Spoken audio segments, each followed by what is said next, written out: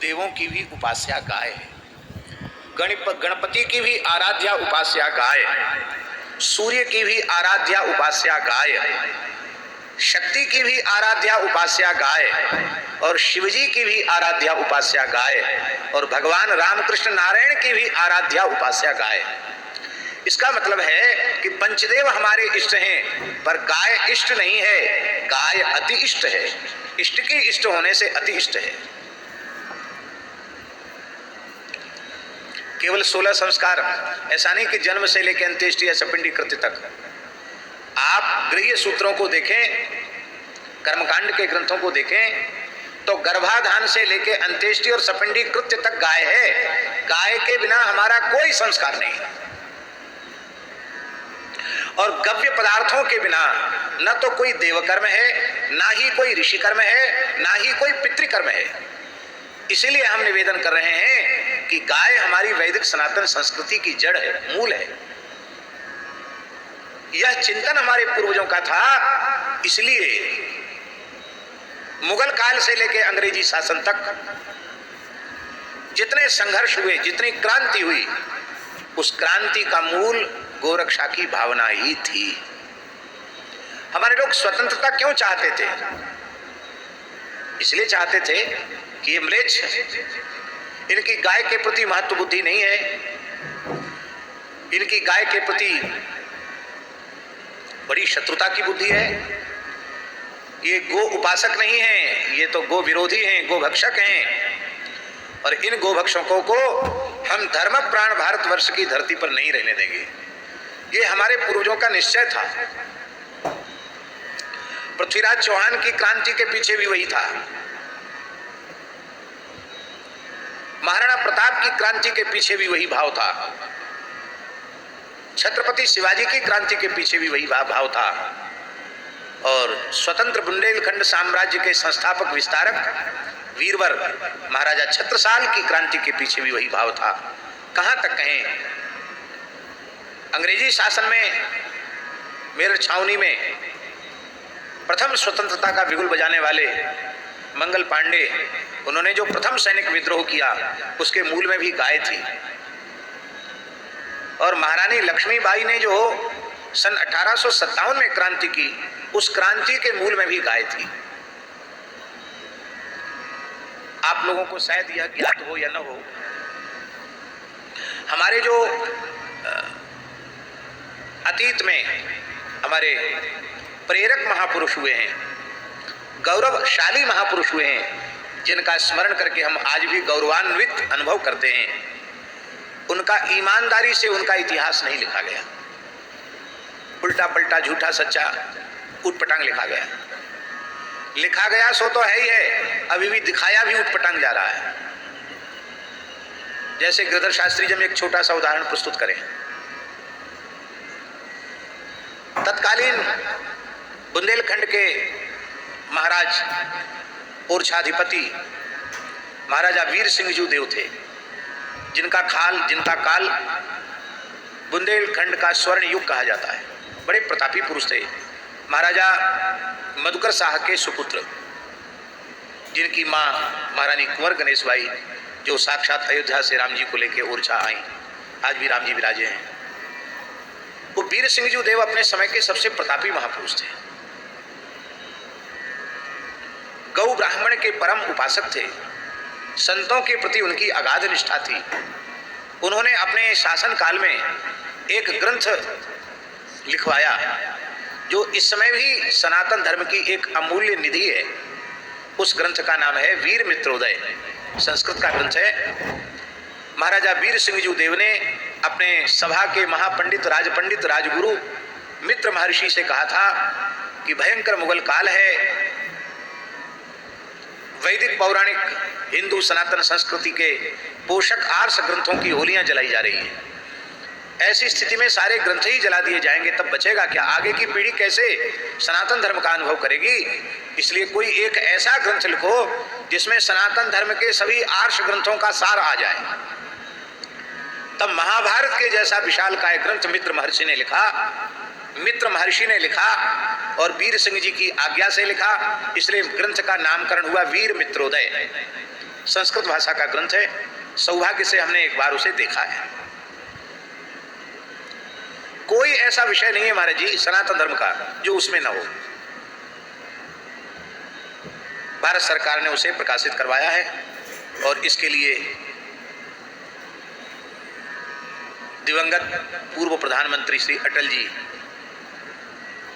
बहुत साधुवाद के पात्र हैं कि उनके कार्यकाल में जब मानव संसाधन मंत्री डॉक्टर मुरली मनोहर जोशी थे, उस इतने विशालकाय ग्रंथ को भारत सरकार ने प्रकाशित कराया, जो आज भी सरकारी तौर पर पुस्तकालयों के लिए उपलब्ध है।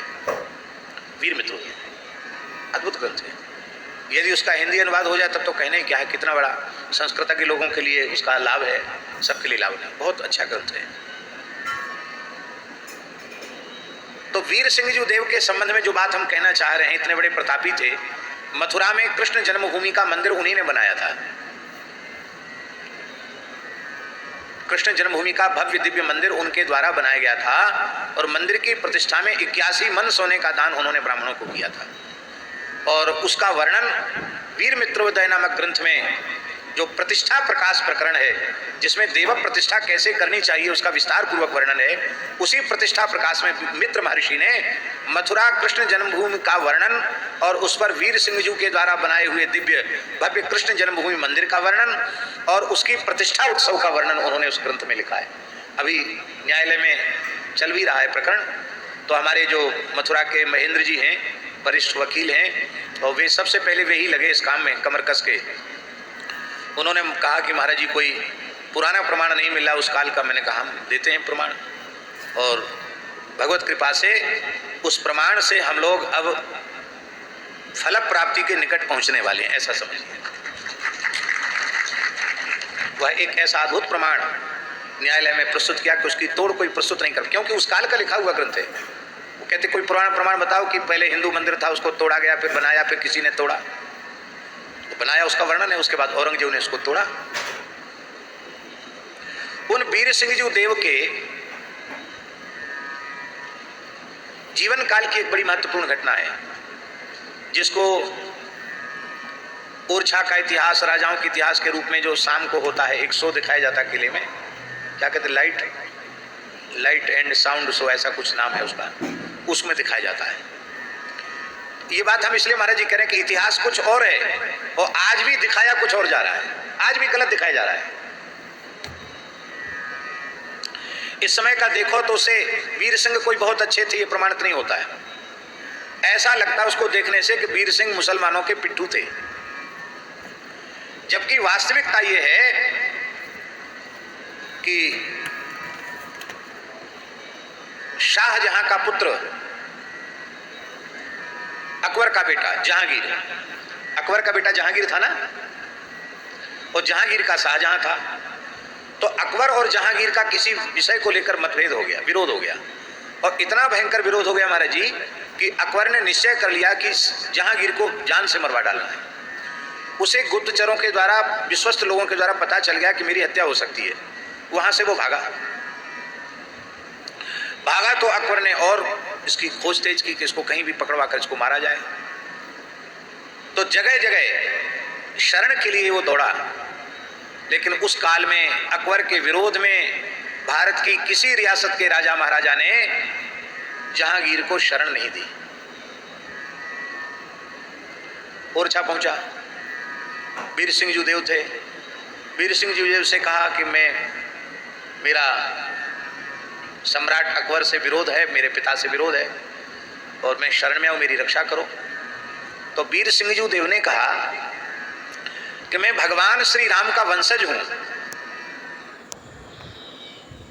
मैं शरणागत का त्याग नहीं कर सकता। यद्यपि हमारी सेना बहुत छोटी है, हमारा शासन छोटा है, हमारी शक्ति कम है, लेकिन तुमने शरण शब्द का उच्चारण किया है, मुझे पनाह दो, मैंने शरण दो, तो मैं तुम्हें पनाह देता हूं, शरण देता हूं। उसको उन्होंने आश्रय दिया। आश्रय दिया, अब तो आराम से रहने लग गया जहांगीर ओरछा में। अकबर को जब यह ज्ञात हुआ तो अकबर ने कहा कि ओरछा का चिन्ह ही मिटा दो, ओरछा नाम का कोई स्थान ही इस देश के नक्शे में नहीं रहना चाहिए। बड़ी भारी सेना लेकर और दुख की बात यह थी कि कुछ हिंदू राजा ही उसके सेना में थे, सेनापति थे। हमारी आपसी फूट का यह दुष्परिणाम था। और बड़ी भारी सेना लेकर के अकबर की सेना उसने ओरछा नगर को चारों ओर से घेर लिया। कहां तो सेना का समुद्र और कहां एक ओरछा नगर। लेकिन वीर सिंह बड़े धैर्यवान थे। उन्होंने प्रजा से कहा, कोई घबराओ मत, तुम लोग शांत रहो। जहांगीर ने कहा कि आप अपने और अपने परिवार की, अपने राज्य की, अपने प्रजा की रक्षा कीजिए। आप मुझे सेना को सुपुर्द कर दीजिए तो आपका राज्य बच जाएगा।